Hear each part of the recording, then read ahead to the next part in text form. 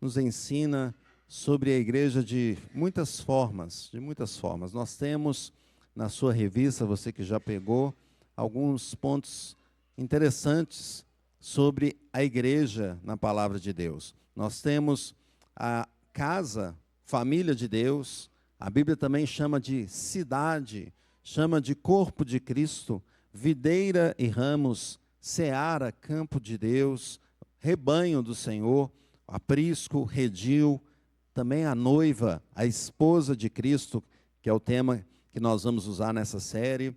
Chama de Jerusalém, que é lá de cima, nossa mãe, em Gálatas 4:26. Sacerdócio real, nação santa, nós lemos em Pedro, 1 de Pedro. Também de oliveira, exército, soldados do Senhor, povo de Deus, colônia, cidade celestial, cidadania celestial, embaixada, reconciliação e todos esses temas, todos esses nomes explicando sobre a igreja. Nós vamos trabalhar sobre esse tema, com esse tema, a formosa noiva de Cristo, a formosa noiva de Cristo. A nossa confissão de fé de Westminster, ela diz assim sobre a igreja no capítulo de número 25, o item 1, diz assim: a igreja católica ou universal, que é invisível, consta do número total dos eleitos, que já foram, dos que agora são e dos que ainda serão reunidos em um só corpo, corpo de Cristo, seu cabeça. Ela é a esposa, o corpo, a plenitude daquele que cumpre tudo em todas as coisas. Louvado seja o Senhor Jesus, que nos chamou para então sermos dele. Nós somos do Senhor, como diz os Salmos. O Senhor é nosso povo. Nós somos do Senhor. Ele nos chamou. E o começo, então, da nossa caminhada nessa série vai falar sobre o que é a igreja. E nós vamos usar o Salmo 87. Eu convido os irmãos, então, a abrirem as Bíblias e se colocarem de pé para lermos o Salmo de número 87. E eu vou ler o Salmo e no final, versículo 7, os irmãos leem juntos comigo. Diz assim o Salmo: Salmo dos filhos de Corá, cântico. Fundada por ele sobre os montes santos, o Senhor ama as portas de Sião mais do que as habitações todas de Jacó. Gloriosas coisas se tem dito de ti, ó cidade de Deus. Dentre os que me conhecem, farei menção de Raabe e da Babilônia. Eis aí Filístia e Tiro com Etiópia, lá nasceram. E com respeito a Sião se dirá: este e aquele nasceram nela, e o próprio Altíssimo a estabelecerá. O Senhor, ao registrar os povos, dirá: este nasceu lá. Todos os cantores, saltando de júbilo, entoarão: todas as minhas fontes são em ti. Louvado seja. Vamos orar. Deus, nós te agradecemos pela tua palavra lida e pedimos que o Senhor nos abençoe. Use o teu servo para trazer a ministração da tua palavra, o ensino, e abençoe a cada irmão a aprender, a ter os ouvidos atentos, também a mente, para crescer mais e mais, em nome de Jesus. Amém. A igreja pode assentar. Salmo 87, escrito então pelos filhos de Corá, eram levitas que pertenciam então à tribo de Levi. Músicos oficiais do templo também cuidavam como porteiros ali do templo, faziam várias atividades envolvidas, e algumas delas, então, foram esses salmos que nós temos salmos na palavra de Deus que são dos filhos de Corá. Apesar do seu pai ter sido, vamos dizer, rebelde, os filhos foram a bênção e trouxeram até salmos importantes que falam sobre a redenção, sobre a historicidade, sobre a centralidade da igreja em Deus, em Deus. Na verdade, a igreja é do Senhor Jesus. O Salmo disse que no Monte Santo a cidade foi fundada pelo Senhor. E ele ama essa cidade de Jerusalém, mais que qualquer outro lugar.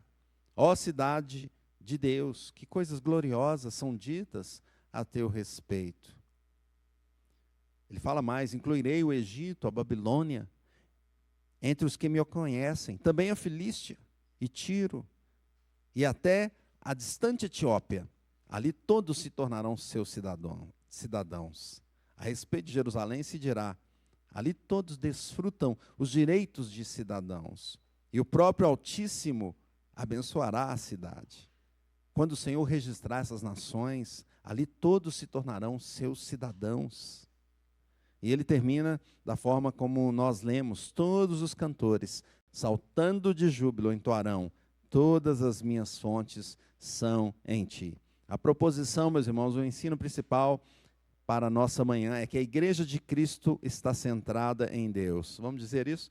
A igreja de Cristo está centrada em Deus. E que verdades este salmo fala sobre a igreja?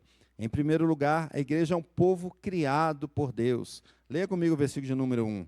Diz assim: fundada por ele sobre os montes santos.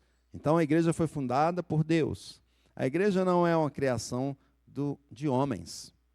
A igreja é do Senhor e foi criada por ele, idealizada por ele. Não por nenhum grupo político, não por movimento social ou por projeto humano. Não. A igreja foi planejada e formada pelo próprio Deus. Embora esse termo igreja ele apareça de forma mais clara no Novo Testamento, o propósito de Deus se mostra desde o início, já com Adão e Eva e a ordem de se multiplicar, encher a terra, depois separa Abraão: olha, você vai ser bênção para todas as nações da terra, e chamar o seu povo. Então, o Senhor é que fez, o Senhor é que criou, conduziu na história toda a formação da igreja até chegar nos dias de hoje. E ao longo da história, Deus separou o seu povo para pertencer a Ele. Veja o que diz Isaías 43:1, diz assim: mas agora, assim diz o Senhor que te criou, ó Jacó, e que te formou, ó Israel. Ele diz assim: não temas, porque eu te remi, chamei-te pelo nome, tu és meu. Que maravilha ouvir isso. Que maravilha quando às vezes a pessoa se sente sozinha, não tem ninguém, e ele lê na palavra de Deus, e Deus fala assim: chamei-te pelo nome, tu és meu. Louvado seja o Senhor. Nós somos do Senhor. O Salmo 87 nos mostra que esse povo então surge não por iniciativa humana, mas por causa da vontade de Deus, pela ação do próprio Deus. Ele estabeleceu a cidade, estabeleceu o seu povo. E hoje a igreja continua sendo do Senhor. Bavinck diz que a igreja não é associação voluntária criada pelo homem, ela é uma instituição divina, chamada à existência pelo próprio Deus. Deus nos chamou, nós somos do Senhor. Glória a Deus por isso. Segundo lugar, qual a verdade que nós vemos?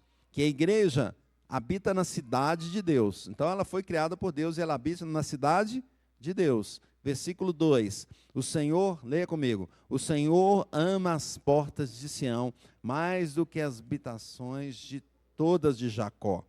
O Salmo 87, então, destaca Sião como uma cidade escolhida por Deus. Era um lugar da presença de Deus ali no Antigo Testamento, onde ele manifestava a sua aliança, o seu relacionamento com o povo. E essa realidade, então, ela aponta mais à frente para uma cidade que será plena no futuro, para a cidade celestial, onde a igreja será reunida toda diante dele. Veja o que diz Hebreus 12:22. Mas tendes chegado ao monte Sião e à cidade do Deus vivo, a Jerusalém celestial. Olha que bênção esse versículo, irmão. E a incontáveis hostes de anjos, e a universal assembleia. E continuando, versículo 23, fala assim: e a igreja dos primogênitos, arrolados nos céus, e a Deus, o juiz de todos, e aos espíritos dos justos aperfeiçoados, e a Jesus, o mediador da nova aliança, e ao sangue da aspersão, que fala coisas superiores ao que fala o próprio Abel. Que bênção! Estaremos nessa cidade de forma plena, completa. O Senhor vai estar lá, a assembleia toda dos santos. Um dia desse estava conversando com o pastor Marcelo a respeito de como a vida ela passa e as coisas mudam, e de repente a gente tem um filho do nosso lado, depois não está mais, está longe, e depois casa e vai para mais longe ainda, e as coisas vão acontecendo, e aí um vai e passa dessa vida, e a gente percebe, parece que as coisas vão se perdendo, não tem aquele ajuntamento, né, da família, mas na cidade santa todos estaremos juntos diante do Senhor. Todos nós. E é interessante como vem a cidade e mostra aquela cidade descendo dos céus, com todas aquelas medidas e parecendo um grande cubo. E eu até falei com o pastor assim: O cubo é isso, né? Todo mundo junto ali. O Senhor vai nos unir, todos nós, na cidade santa, onde Ele mesmo estará. Estaremos juntos com o povo do Senhor, a Assembleia de Deus e também com o próprio Deus. Que maravilha! A esperança do povo de Deus não está então nessa construção deste mundo, mas na cidade preparada pelo próprio Deus. O crente então anseia por habitar neste lugar com o Senhor. Anseia de estar nesse templo, junto com o Senhor, pois onde está o Senhor, Ele é o templo. O Clooney diz isso, a igreja é o novo templo de Deus, porque Cristo é o verdadeiro templo, onde Cristo está, ali está a habitação de Deus. Louvado seja o Senhor.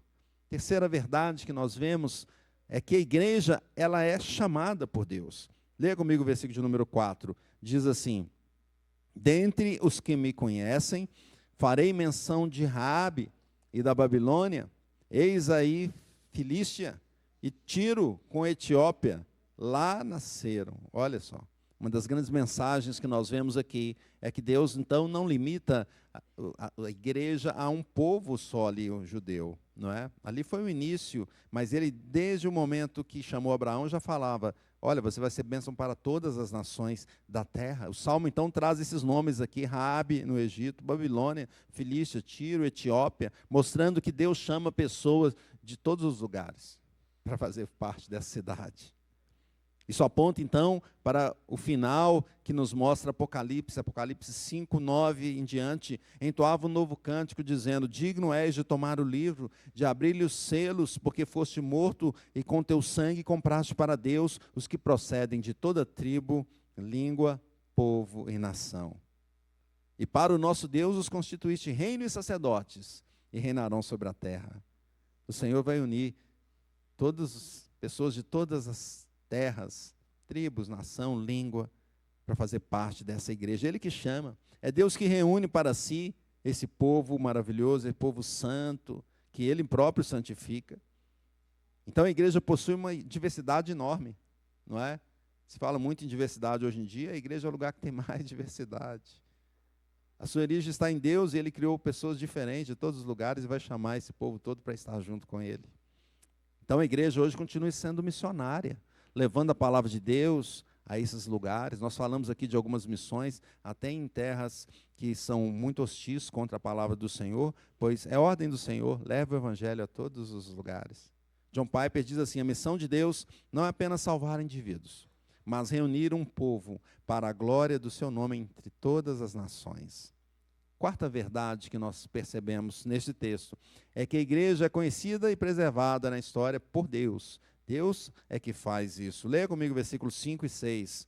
Diz assim: e com respeito a Sião se dirá: este e aquele nasceram nela, e o próprio Altíssimo a estabelecerá.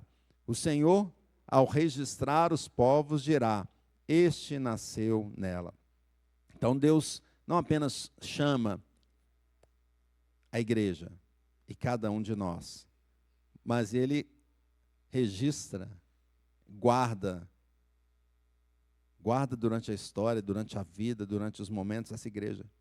Por mais que a igreja em alguns momentos tenha se reduzido e ficado tão pequena, não é? O Senhor sempre guardou um povo separado por Ele. E se o Senhor guardar, ninguém pode tirar. Ninguém vai se sair deste caminho, porque o Senhor é que leva. Salmo 87 afirma que o Senhor registra os povos, reconhecendo aqueles que pertencem à sua cidade. E nós vemos Jesus lá em João 10, capítulo 10, versículo 27, dizendo assim: as minhas ovelhas ouvem a minha voz, eu as conheço, e elas me seguem. Continuando: eu lhes dou a vida eterna, jamais perecerão, ninguém as arrebatará da minha mão. Aquilo que o Pai me deu é maior do que tudo, e da mão do Pai ninguém pode arrebatar. Nós somos do Senhor, chamados pelo Senhor, conduzidos na história e preservados até o final. O Senhor vai nos levar até o final, meus irmãos. A igreja está sendo formada por Deus ao longo da história, será preservada até aquele dia final, onde estaremos juntos, reunidos na cidade celestial, cantando e louvando o Senhor. Continua sendo guardada até hoje a igreja, em todos os lugares. Calvino fala assim: embora o mundo despreze a igreja, Deus mantém um registro seguro de todos os seus cidadãos. O registro de Deus é mais firme que qualquer genealogia humana, porque repousa sob a sua eleição eterna. Se Deus registra e guarda, ninguém pode tirar. A conclusão pode ser endereçada por uma pergunta: você faz parte desse povo? A obra de Cristo apresentada na história, preservada pelo Senhor, é para restaurar o homem. O homem que foi criado por Deus e agora restaurado, chamado de vários lugares para reunir junto com o povo de Deus e habitar na cidade celestial eternamente. Então, como viveremos? Em primeiro lugar, aplicação para a nossa vida. Viveremos em comunhão com a igreja. Deus nos chamou para vivermos em comunhão.